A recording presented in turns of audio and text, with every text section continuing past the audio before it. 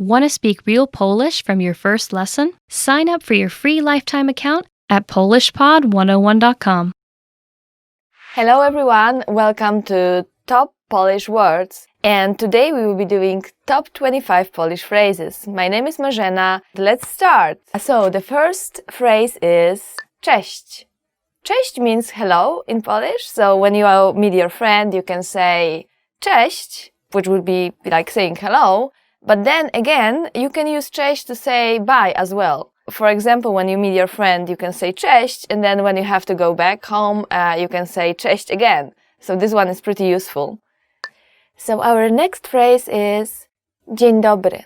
Dzień dobry means good morning in English, but actually what it literally means is dzień, which is a day, and dobry, which is good. So actually what you are saying, it's good day. That's why we can use it through the whole day, not only in the morning. You can say it in the evening as well, or in the afternoon.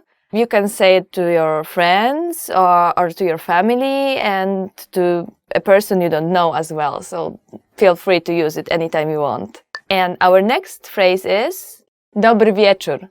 Dobry wieczór means good evening, literally means good evening. For example, through the whole day you would say dzień dobry, but at the end of the day you would say dobry wieczór.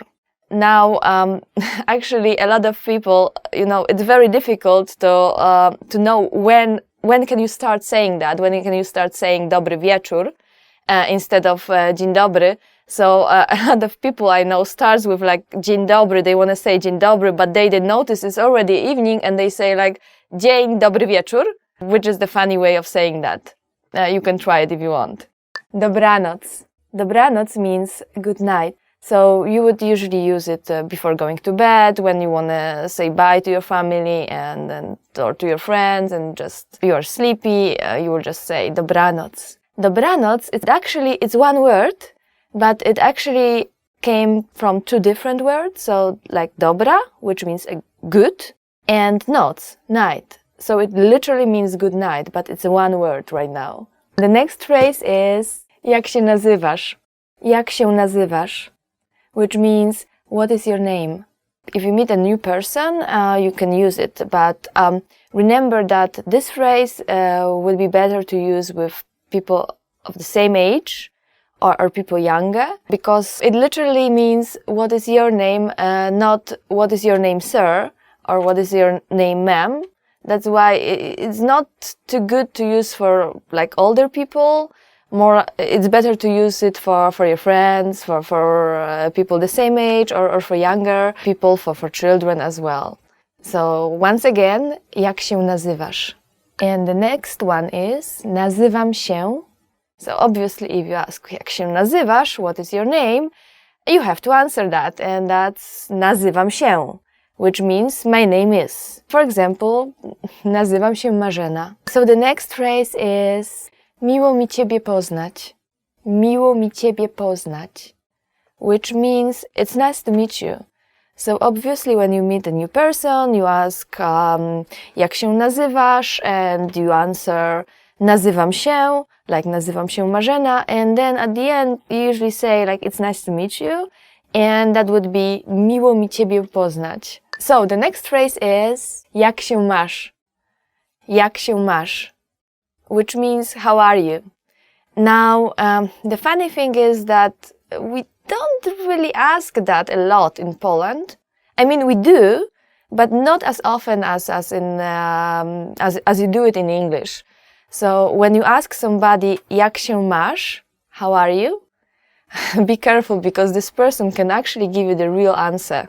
The next phrase for today is dobrze, dziękuję. A ty? I'm fine, thanks. And you? Dobrze, dziękuję. A ty? I'm fine, thanks. And you? As I told you before, this may not be the answer that you will get. Some people will say so, but some people will just start talking about their problems, about their life, and instead of just getting I'm fine, thank you, and you will get the whole life story of this person and all the problems and everything related. Be careful when you ask this one. It's usually good to ask your friends, people you are closer to, with whom you really want to talk a lot, and then you will get an answer, longer answer. But of course, if you are asked and you don't want to talk about your life, you can just say dobrze, dziękuję, a ty? Proszę. Please. Proszę. Proszę means please in English, and you can use it, for example, when you give somebody something. So like, proszę. Or when you ask somebody to do something, like, proszę, proszę, zrób to dla mnie. Please, please, please do it for me. So going to the next phrase, dziękuję. Dziękuję means thank you in Polish. Well, you can use it to basically anybody you want. When somebody passes you something, you can say, and saying proszę, you can say dziękuję. When somebody invites you inside, saying proszę, proszę, you can say dziękuję as well. When somebody offers you tea or coffee, you can say dziękuję. If you don't want it though, you can say nie dziękuję, which means no, thank you. Nie ma za co. Nie ma za co means you are welcome, but what it actually literally means is there is nothing to be thankful for. So we usually say dziękuję, and the other person would say nie ma za co. The next phrase we have here is tak. Tak means just yes. Whenever you want to say yes, and it's basically the same as in English. So, for example, when you want to use tak, if somebody asks you, do you want a tea or do you want something to drink? And you can say tak. Or you can say, actually adding please, tak, proszę. And when this person passes it to you, you can add dziękuję. The next phrase is nie. Nie means no. For example, if somebody offers you something to drink, if you want it, you can say yes, please, which would be tak, proszę, or tak, poproszę. But if you don't want it, you can say nie, or you can say nie, dziękuję, adding thanks to that. So, do you want something to drink? Nie, dziękuję. And next phrase is dobrze. Dobrze means okay. So, for example, when your friends asks you to go somewhere, or like, do you want to go grab something to eat together? And you can say tak, or you can say dobrze, let's go. Yeah, sure, okay, let's go. Or if they ask you if you want to go together for a trip, you can say yeah, sure, dobrze. Yeah, I want to go. The next phrase is przepraszam. Przepraszam has many different meanings. So it can mean excuse me, but it also can mean I'm sorry.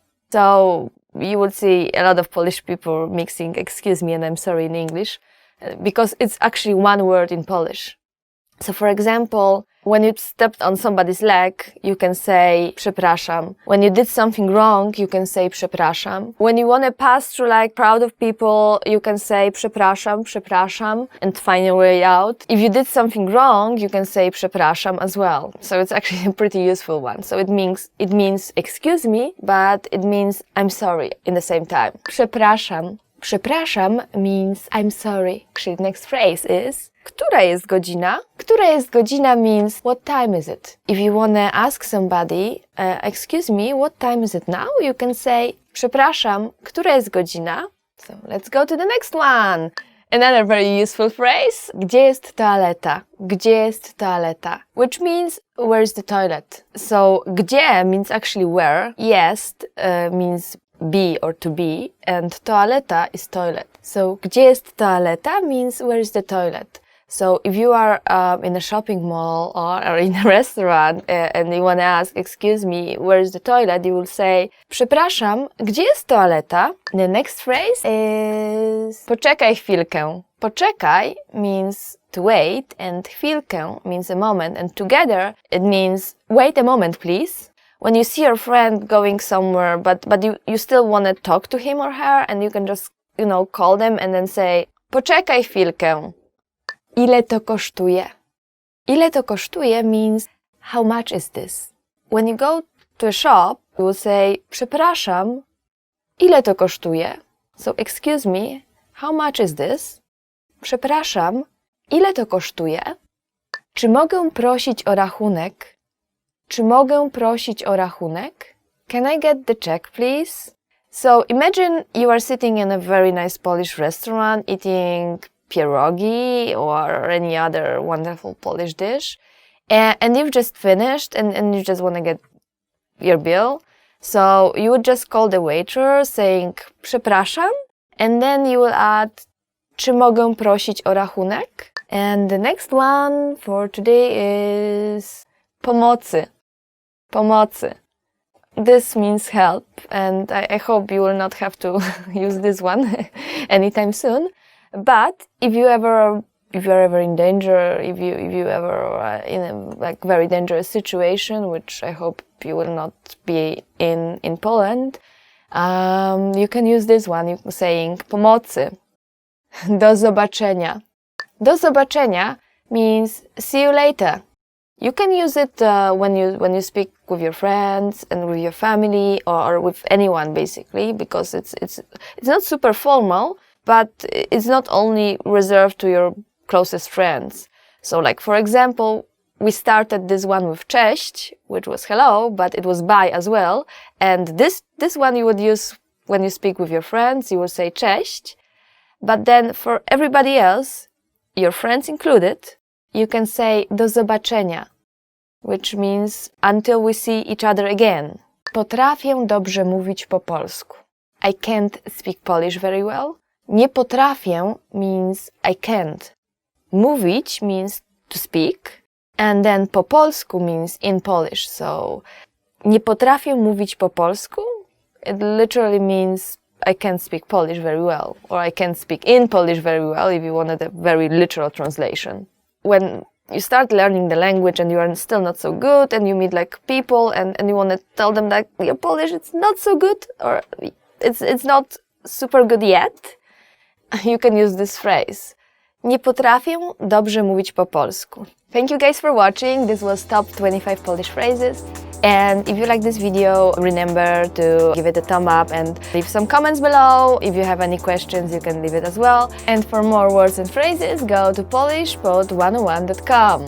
Thank you and see you again!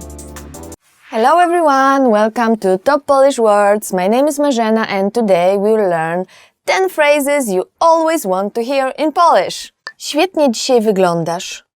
You look great today. So the first one is świetnie dzisiaj wyglądasz. You look great today.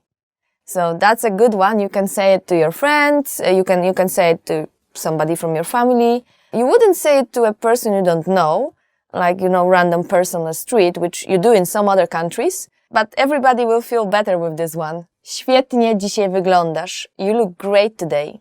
Tęsknię za tobą. I miss you. Tęsknię za tobą. Tęsknię za tobą means I miss you. So this is something you would say to a person close to you, to somebody from your family.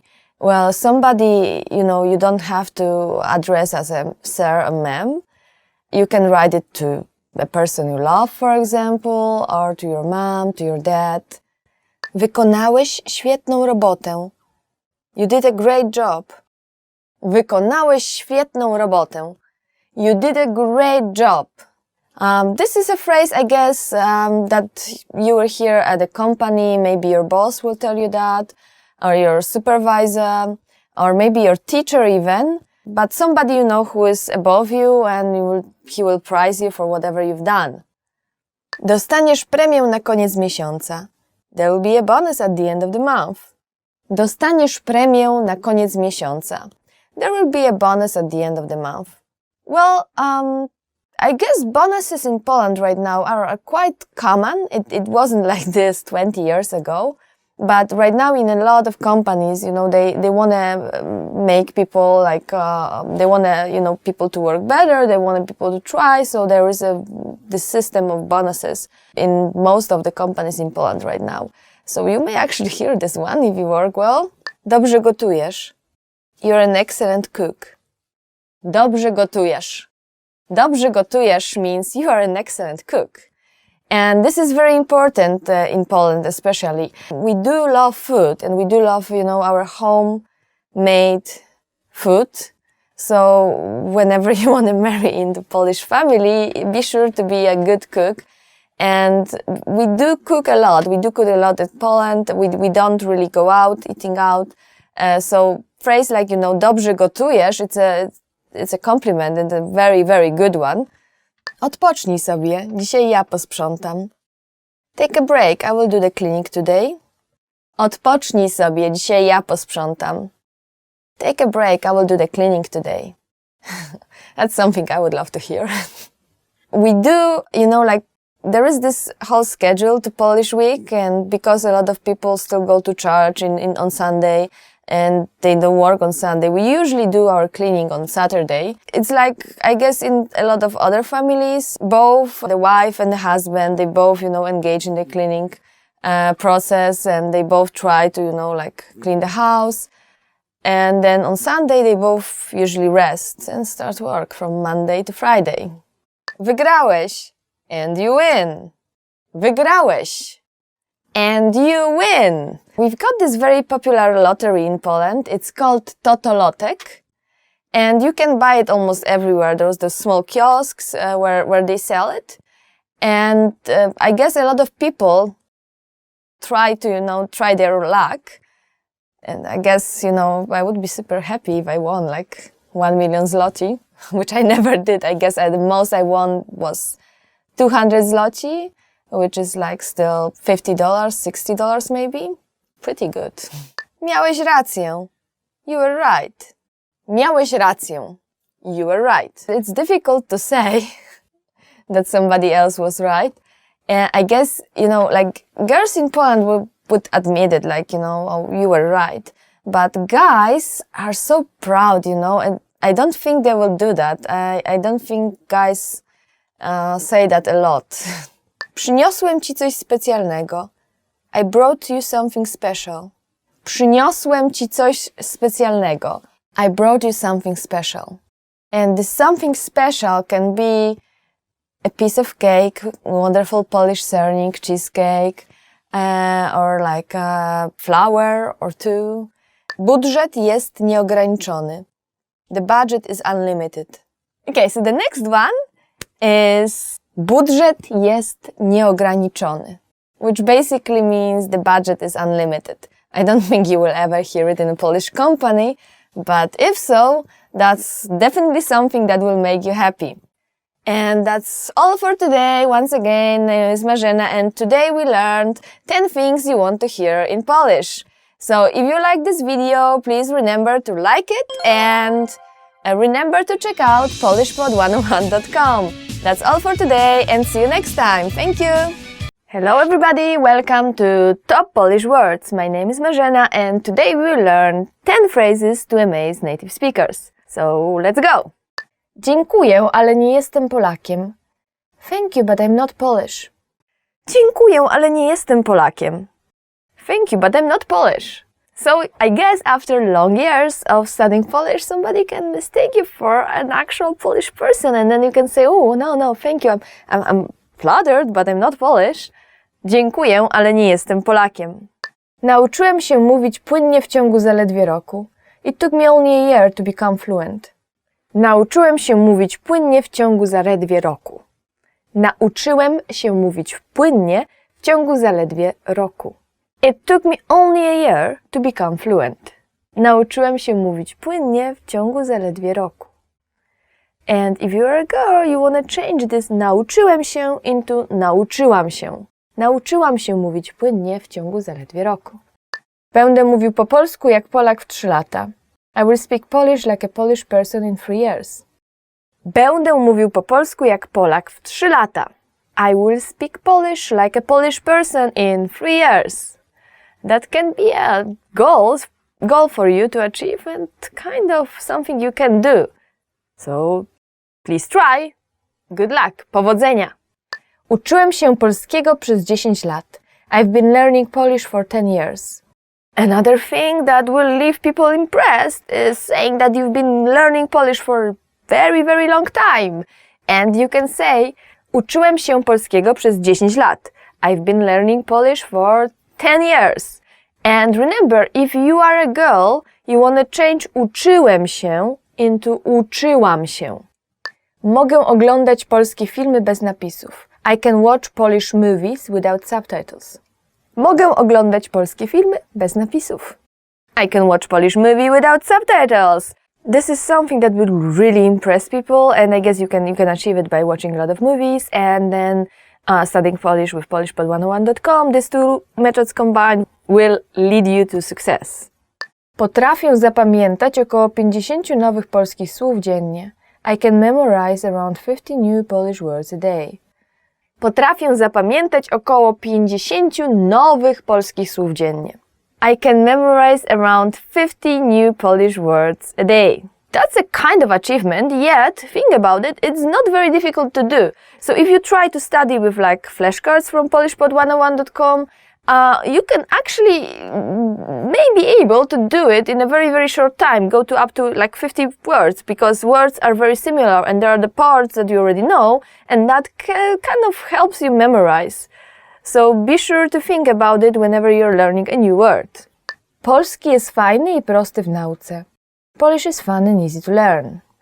I guess a lot of native speakers think that Polish is very difficult and at this, so you can amaze them by saying Polski jest fajny I prosty w nauce. Polski jest fajny I prosty w nauce. Polish is fun and easy to learn. Well, I would be amazed if somebody told me that, so please try it out on your Polish friends. Mówię nie tylko po polsku, ale jeszcze w kilku innych językach. Apart from knowing Polish, I can speak a few other languages as well.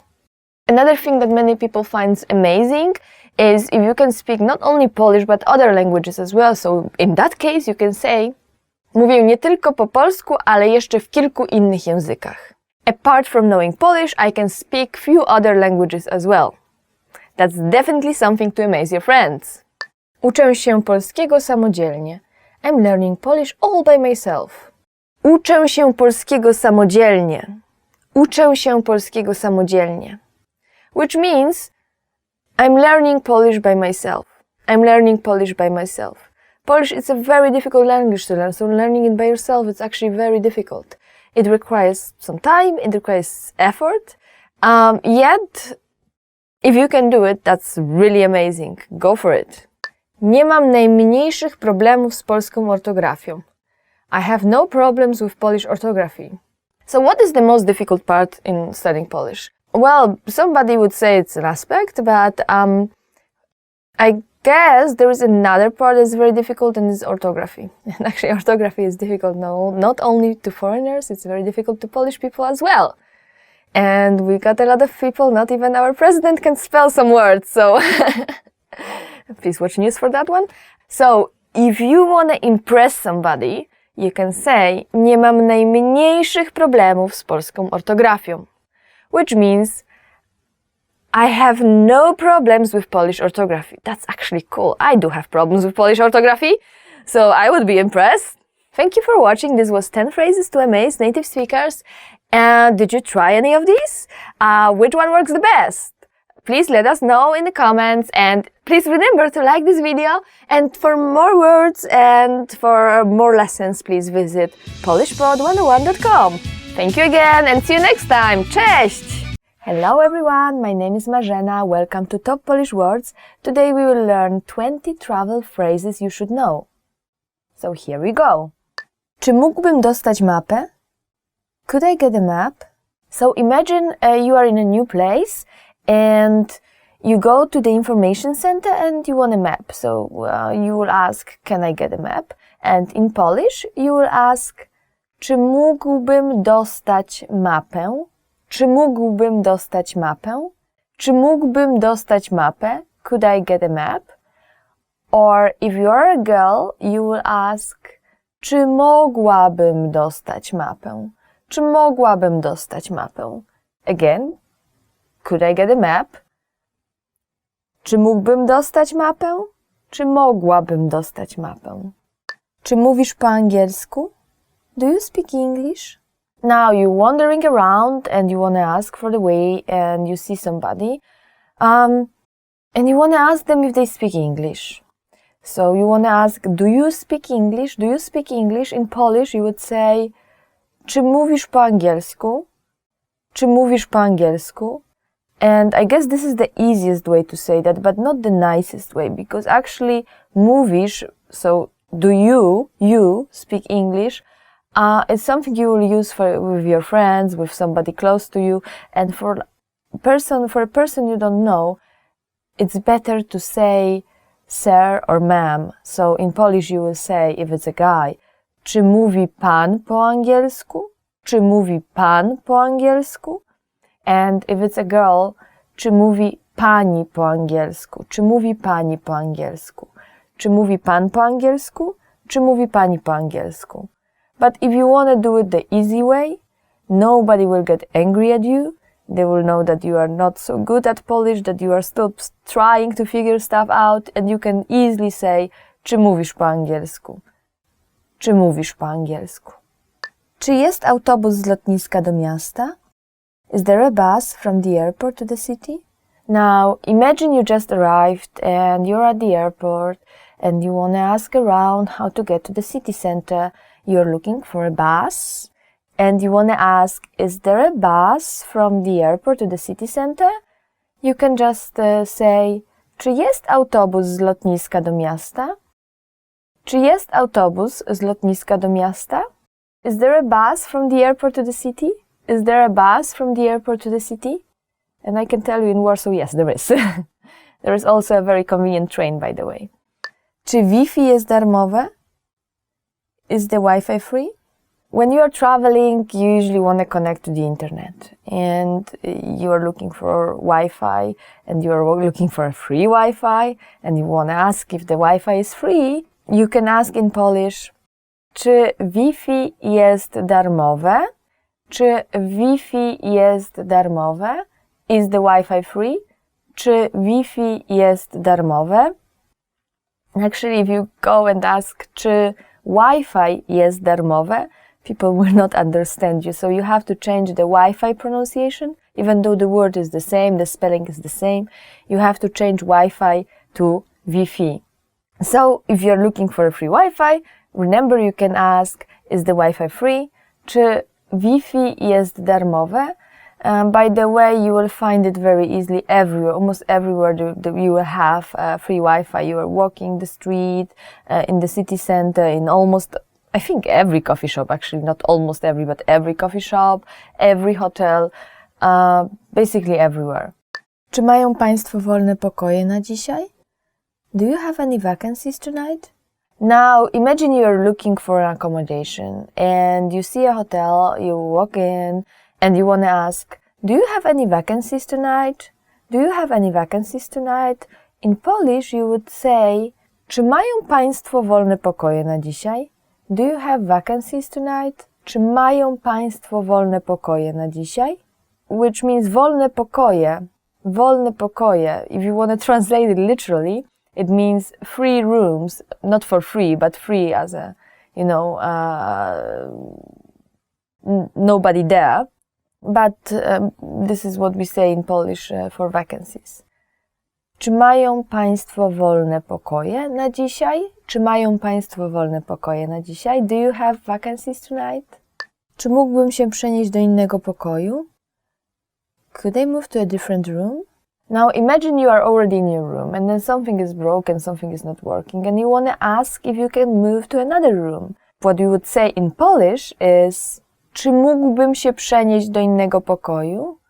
Czy mógłbym się przenieść do innego pokoju? Could I move to a different room? But that's if you are a guy, czy mógłbym. If you are a girl, you would say, czy mogłabym. Czy mógłbym? Czy mogłabym? Czy mógłbym się przenieść do innego pokoju? Czy mogłabym się przenieść do innego pokoju? Could I move to a different room? Mam rezerwację. I have a reservation. Now, if you're one of those lucky persons who actually booked everything and then you just arrive and you have everything organized, you arrived at the hotel and you want to say, I have a reservation. In Polish, you would say, mam rezerwację. Mam rezerwację. I have a reservation. Mam rezerwację. Or, for example, you can add for today. Mam rezerwację na dzisiaj.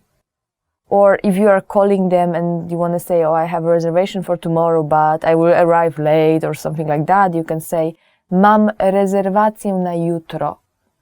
Mam rezerwację na jutro.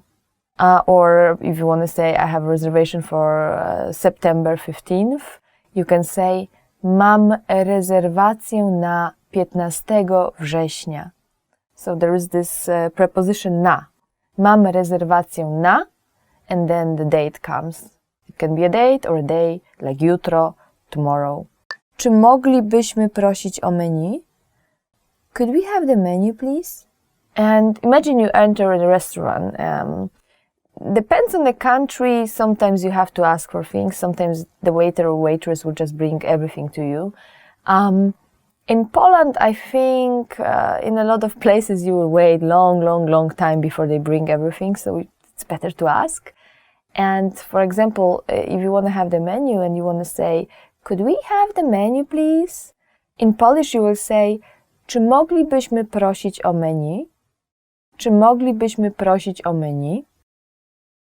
There is a Polish word for menu, which you will say, well, in Polish, karta dań, karta dań, but we don't use it very often. So usually just menu is okay. Czy moglibyśmy prosić o menu? Ma pan jakieś rekomendacje? Do you have any recommendations?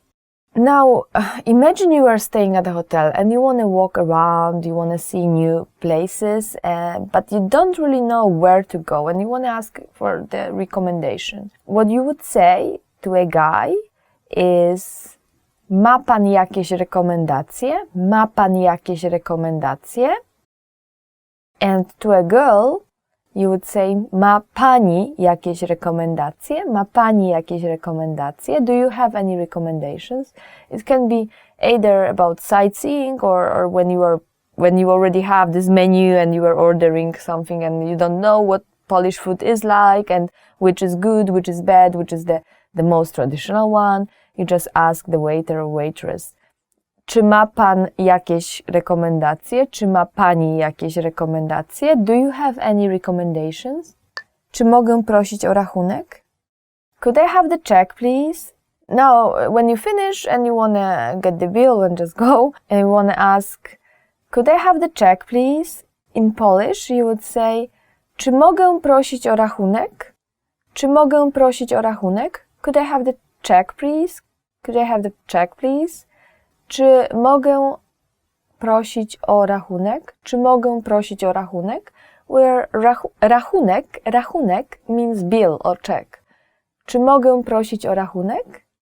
Jestem uczulony na orzeszki ziemne. I'm allergic to peanuts. Now, when you have some allergies, it's very important to tell your waiter or waitress that you have them, because sometimes they can prepare dish that can actually be very dangerous for you. So if you want to say I'm allergic to peanuts, you will say jestem uczulony na orzeszki ziemne. Jestem uczulony na orzeszki ziemne. And if you have any other allergies, you will just say jestem uczulony na and then add the allergy. So jestem uczulony na orzeszki ziemne is one of the examples. Now, if you are a girl, you will change it a little bit. You will say, instead of uczulony, you will say uczulona. So instead of saying jestem uczulony na orzeszki ziemne, you will say jestem uczulona na orzeszki ziemne. Poproszę wodę. Water, please. In many countries, in restaurant, water is for free. In Poland, actually, it's not for free, but you can order it, of course. And when you want to say water, please, in Polish you would say poproszę wodę. Water, please. Poproszę wodę. Which, remember, you will be charged for it. Ile to kosztuje? How much is this? It's never good to buy something if you don't know the price. And same goes for Poland, especially if you go and buy something in the bazaar. They can cheat you, they can charge you extra, so it's always better to ask first. And to do so, you just say, ile to kosztuje? Ile to kosztuje? How much is this? How much is this? Ile to kosztuje? Wezmę to. I would like this. Now, even if you don't know the Polish name, you can always point at something and say, I would like this. Now, how to say it in Polish? In Polish, you would say, wezmę to. I would like this. Wezmę to. Just simply point at the thing and say, wezmę to. I would like this. Wezmę to. Which literally means I will take this. Wezmę to. Czy dostanę zniżkę? Could you give me a discount? It is not so uncommon, not so unheard of to just bargain, especially when you are buying on the street, at bazaar, in a big shop, not so much. But you can always try to ask for a discount if you are buying bigger amount. So if you want to ask, could you give me a discount? In Polish you would say, czy dostanę zniżkę? Czy dostanę zniżkę? Could you give me a discount? Czy dostanę zniżkę? Czy akceptują Państwo karty kredytowe? Do you take credit cards? Now, a lot of people travels with no cash on them. It's easier, it's more efficient. Even if you lose your credit card, you can always block it, you can always probably undo some transactions. But it's also very important to ask if they actually accept credit cards in the place where you are going to. And in Poland, I think most places does, or I guess almost all places does. But it's also a good practice to just ask about it. And if you want to say, do you take credit card? Do you take credit card? In Polish would be, czy akceptują Państwo karty kredytowe? Czy akceptują Państwo karty kredytowe? Czy akceptują Państwo karty kredytowe? Do you take credit card? Przepraszam, gdzie jest stacja kolejowa? Excuse me, where is the train station? And if you are walking around the street and you want to find the train station, let's say, or anything else, you can use the same sentence actually to anything else. You can stop somebody saying, przepraszam, which is something like excuse me, and then adding, gdzie jest stacja kolejowa? Przepraszam, gdzie jest stacja kolejowa? Which in English would mean, excuse me, where is the train station? Przepraszam, gdzie jest stacja kolejowa? Excuse me, where is the train station? Przepraszam, ile kosztuje bilet? Excuse me, how much is the ticket? So you just say, excuse me, how much is the ticket? In Polish you would say, przepraszam, ile kosztuje bilet? Przepraszam, ile kosztuje bilet? Excuse me, how much is the ticket? And of course, it can be an entrance ticket as well, or a train ticket. And if it's a train ticket from place A to place B, you can ask, przepraszam, ile kosztuje bilet do? And then add the name of your destination. For example, przepraszam, ile kosztuje bilet do Krakowa? Przepraszam, ile kosztuje bilet do Warszawy? Przepraszam, ile kosztuje bilet do Opola? Przepraszam, ile kosztuje bilet do Wrocławia? And so on, and so on. Czy mógłby Pan zrobić mi zdjęcie? Could you take a picture of me, please?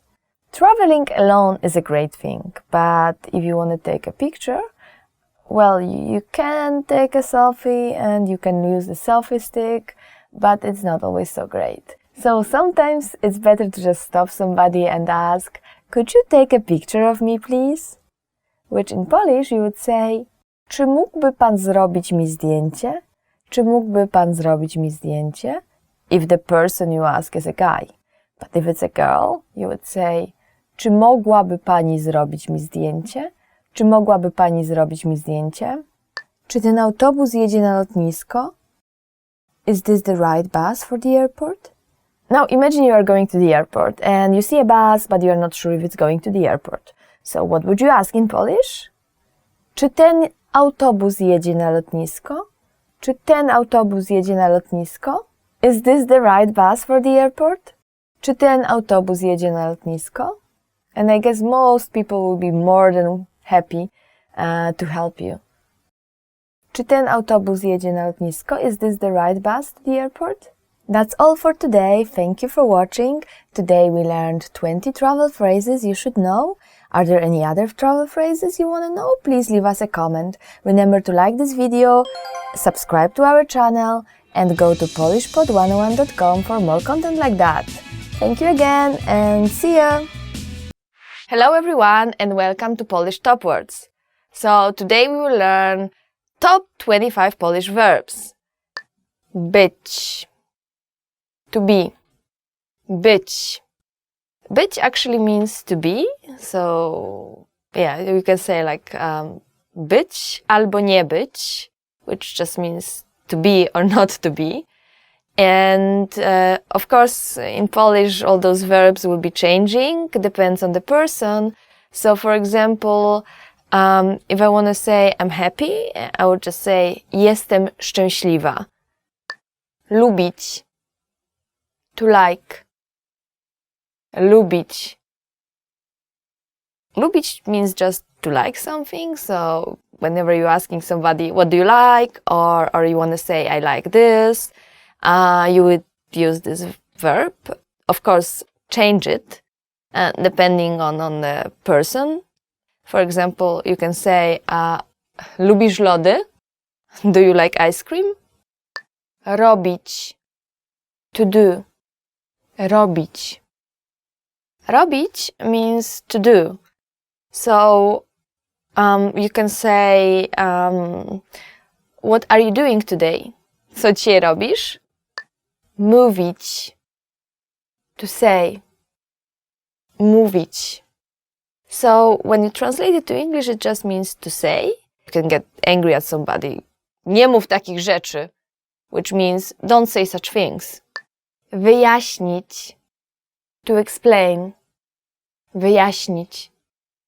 Wyjaśnić means to explain. When you're angry at somebody or you don't understand something or you want to ask for help and you want to say, can you explain this? You can use this one and you can say, możesz to wyjaśnić? Can you explain this? And depends on your tone, it can be asking for a favor. Możesz to wyjaśnić?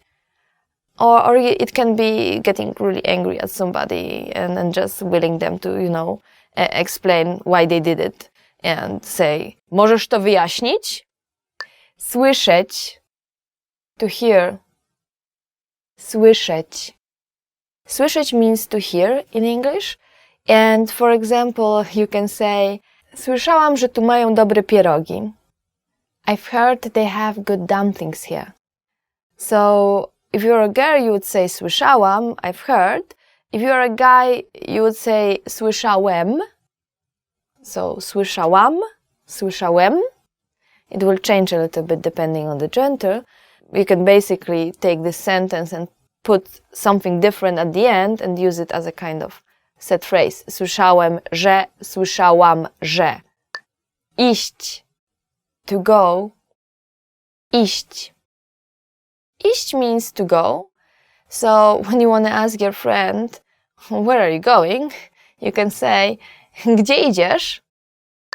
Wiedzieć. To know. Wiedzieć.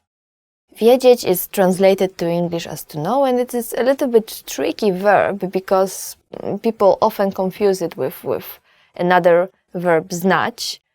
And both actually are translated as to know into English. So, for example, you can say, nic nie wiem. I do not know anything. Nic nie wiem. I do not know anything. Widzieć. To see. Widzieć. Widzieć means to see. So if you saw like something very weird on the sky, like something that looks like a plane and it's not, and then you are not sure if you're actually seeing it or not, you can ask your friend if he or she is seeing it too, saying, widzisz to? You see this?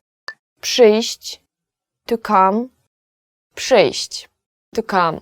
For example, you are at the party and you want to know who is coming. So you ask your friend who is the organizer. Kto przyjdzie na przyjęcie? Who is coming to the party? Myśleć, to think, myśleć. This one is pretty important since it means to think.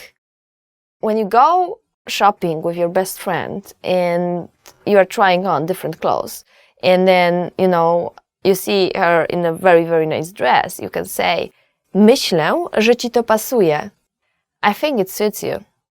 Patrzeć, to look, patrzeć, which means to look. So, for example, you can say when you saw something weird and you want to show it to your friend or something interesting, popatrz tam, look there. Chcieć, to want, chcieć, which means to want. If you have everything you ever wanted and you don't want anything anymore, you can say, niczego więcej nie chcę, which will literally mean, I do not want anything more. Dać, to give, dać.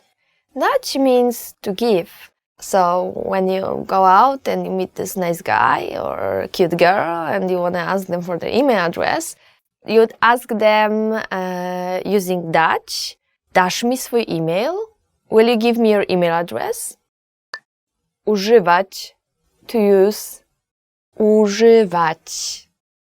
Używać means to use. When you see this thing that you've never used before and you want to say, okay, can you help me because I've never used it, you can say, nigdy tego nie używałem, means I've never used it before. Or, nigdy tego nie używałam. If you are a guy, you would say, używałem. If you are a girl, you would say, używałam. Znaleźć, to find. Znaleźć. Znaleźć means to find. Imagine your friend brought you a nice dress and which you are going to wear at a party, but you don't really like it. It doesn't sit you well and you want to ask her to find you something better. So you can say, może uda się znaleźć coś lepszego, which means maybe we can find something better. Wychodzić, to go out. Wychodzić. Wychodzić means to go out. It's actually a verb that consists of two parts, which are written together. So wy means like outside, and chodzić means like to walk. So wychodzić means to walk outside, which is just go out. For example, let's imagine you live with your friend and she is going out somewhere and you want to ask her what time are you going out. You can say, o której wychodzisz? Zapytać, to ask. Zapytać.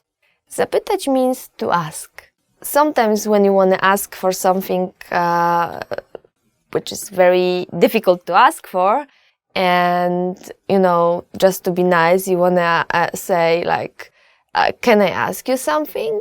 In Polish you can say, czy mogę cię o coś zapytać? Or you can even ask, excuse me, can I ask you something? Przepraszam, czy mogę cię o coś zapytać? Pracować, to work. Pracować. Pracować is an interesting word. It actually means to work. So you can use it when you want to say, I have never worked in such a company. Nigdy nie pracowałam w takiej firmie. Or if you're a guy, you would say, nigdy nie pracowałem w takiej firmie. Wejść, to enter. Wejść. Wejść means to enter or to come in. Well, when your friend visits you and you want to just say, please come in, please, or just, you can say, wejdź proszę, which means literally come in, please. Czuć, to feel. Czuć, to feel. This one can be pretty useful if you want to say that you do not feel well today and you want to skip work or skip your classes or just cancel some appointment, you can say źle się dzisiaj czuję, which means I'm feeling bad today. Próbować, to try. Próbować.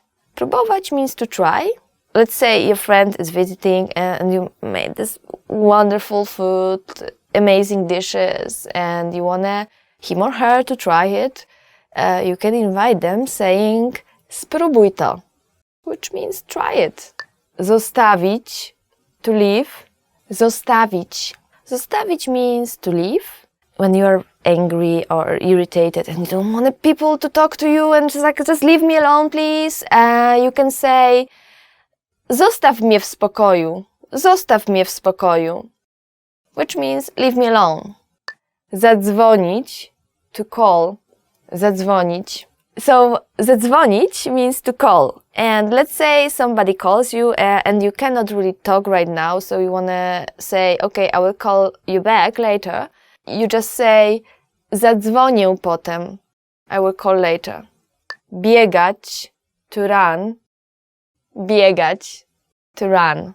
If you are not one of those sporty person and you don't really like running, or running is totally not your thing, and you want to say, friends invite you, but you are like, sorry, that's not really my cup of tea, and you want to say, sorry, I don't like running, you can say, nie lubię biegać. Nie lubię, or just say, lubię. And that's all for today. Thank you for watching Top 25 Polish Verbs. If you like this video, please give it a thumbs up and leave your comments. And for more videos and more vocabulary, go to polishpod101.com. Thank you again and see you next time! In this video, you'll learn 3 reasons you're never too old to learn a language, and you'll also learn 3 ways our learning system can help people of all ages to study efficiently. Number 1. Seniors have better focus. Learning a new language in your 50s or 60s may actually be easier than learning as a teenager or young adult. More mature adults can better focus on the details necessary to master a new language. Older people are also often more dedicated to their goals and put more work into achieving them. Seniors are better able to focus on completing lessons and reaching goals. There are a lot of distractions out there these days for young people. There's everything from Facebook to Instagram and all the usual drama of daily life at work and at school.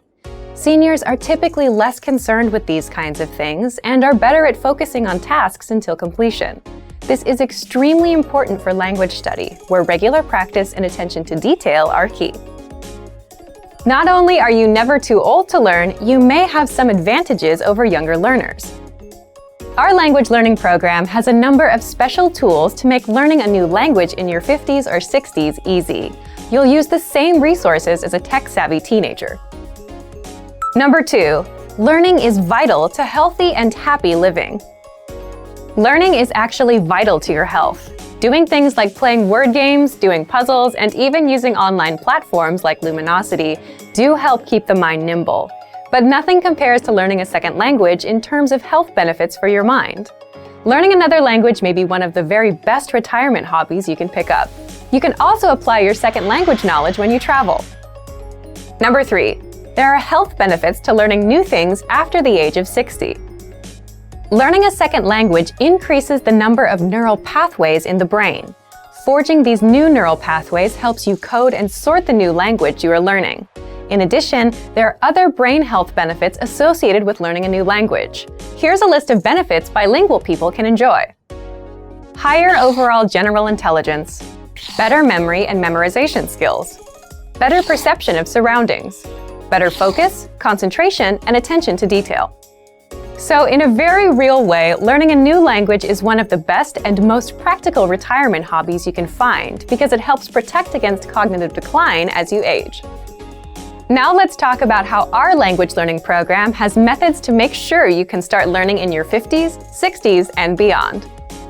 Number 1. We have an intuitive, easy-to-use system. Learning in old age doesn't have to be hard or irritating. It can and should be fun. From your very first lesson, we'll make sure you're speaking fluently every day. You can start and stop each lesson as many times as you want. Study when you want, where you want, and at the pace you decide. Number 2, you'll find special tools to boost retention and performance. As we mature, learning to use the right tools is vital to getting jobs done fast and right. So we make it easier than ever to make learning in old age fun and rewarding with a wide range of tools to boost retention and performance, including spaced repetition flashcards, so you can learn vocab fast, line-by-line audio transcripts, so you can read along with each lesson, pronunciation and accent review, instructor lesson notes, review quizzes, 2,000 core words, enough for fluency. You are truly never too old to learn, with more than 20 tools and resources to help boost learning and performance. Number 3, you'll get support every step of the way. Although you may never be too old to learn, it doesn't hurt to have a little help along the way. Our language learning system has helped thousands of seniors learn and master a new language with help and support at every step. We offer 24/7 assistance. Just send us an email. We have dedicated language experts standing by to help you with any problem or issue you may be experiencing. There is also instructor feedback. Have specific questions about a lesson or your progress? You can directly email instructors and get direct responses to any question you may have about your studies or lessons. Or try studying with your very own instructor. Members of our exclusive Premium Plus plan not only get a custom curriculum tailored to their very own goals, they also gain access to their very own language instructor. Learning in old age isn't just a luxury, it's crucial to helping avoid the onset of Alzheimer's, dementia, and other age-related cognitive issues. Specifically, learning another language helps increase overall intelligence and improve awareness, memory, and overall cognitive function. So, not only are you never too old to learn a new language for health reasons, it's a great way to meet new people and start adventures. If you're ready to finally learn a new language the fast, fun, and easy way, sign up for your free lifetime account by clicking on the link in the description. Signing up takes less than 30 seconds, and you'll start speaking from your very first lesson. If you enjoyed these tips, hit the like button, share the video with anyone who's trying to learn a new language, and subscribe to our channel.